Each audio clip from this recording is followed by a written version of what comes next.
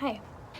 In an effort to continue educating anyone that will listen on why and how Turkey and anyone who supports them is directly supporting terrorism, I want to share the story of a man named Selahattin Demirtaş.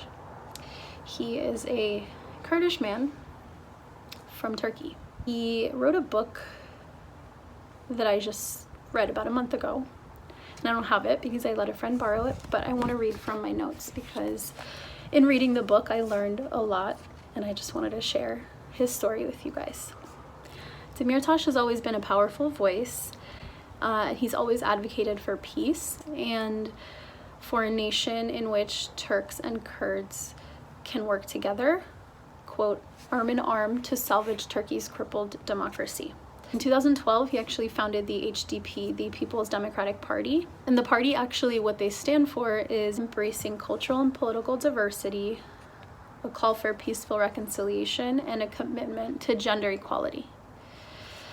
Gender equality, in the way that they have modeled it, is in the example of the German Green Party's co-leadership system, in which all roles are shared between a man and a woman at every level. In 2014, he actually rose to the party's top position, and he did so alongside his female colleague. The HDP charter also called for an autonomous women's congress that would be in charge of mainstreaming women's concerns. So all in all, this political party is very progressive, very leftist, and they believe in gender equality, something that Turkey is terrified by. In 2015, the HDP came in fourth in the general election in Turkey, which was unprecedented for them, and that was around the time when Erdogan, the president of Turkey, was becoming a lot more autocratic. With all of this came growing mistrust with Kurds. Tanks began rolling into the Kurdish southeast of Turkey. Curfews were imposed. There was a coup at some point, I believe in 2016, that was live streamed, and it only lasted a few hours, I believe, but it kind of raised this rage in Erdogan that had been festering in him for a while. He reasserted control over the Kurdish regions by force, and by November, Demirtaş, the author of this book I read, and other leaders of his party were jailed. They were arrested and they were accused of spreading propaganda just for speaking out against Turkey's injustices. So 3 years after the attempted coup, Turkey became the #1 jailer, and they still are the #1 jailer of journalists. Tens of thousands of civil servants, educators lost their job, was either jailed or subjected to criminal investigations. Some were able to flee, but most of them actually had their passports revoked or were banned from traveling. And this caused a lot of people, I believe more than 1 million Turkish citizens, to suffer what some call civil death, which means you're unable to work because you're shunned from society, you're unable to seek refuge anywhere else because you're banned from traveling out of the country, and you're left destitute with zero recourses and ways to help yourself or your family. So what does Selahattin Demirtaş have to do with what I'm saying? Back to what I said before, where his party became fourth in the general election in 2015, huge thing, right?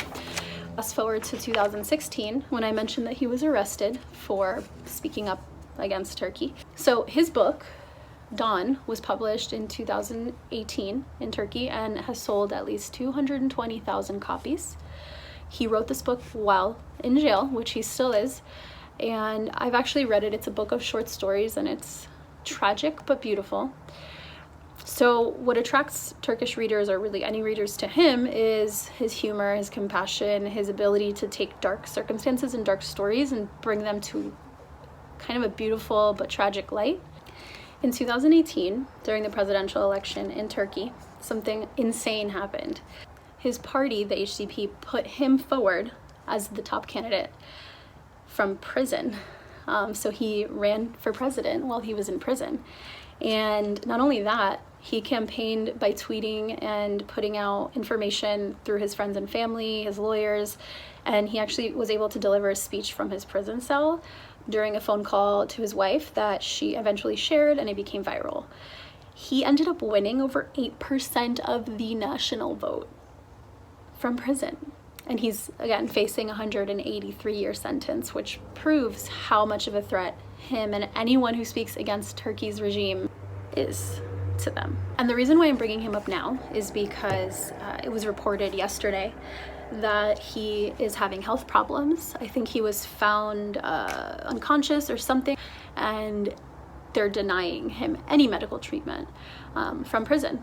Just want to, again, provide a little example of the horrors that go on in Turkey, and especially if you speak out against them, what can be done to you, what repercussions your words and your beliefs have if you do not agree with the president, and if you don't concede to this nationalist theory and way of life that he has brought about in the country. So I just wanted to bring to light just how important it is to have these conversations and talk about these people who are imprisoned for literally just standing up for what they believe in, and for whether it's for speaking up for an idea or the belief that we should exist, that we should be able to speak our language without being murdered.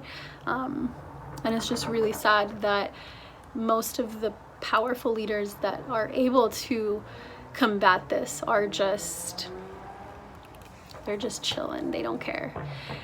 So it's up to us to care, and it's up to us to spread these stories and to spread the word of the atrocities that are going on, because nobody else is going to.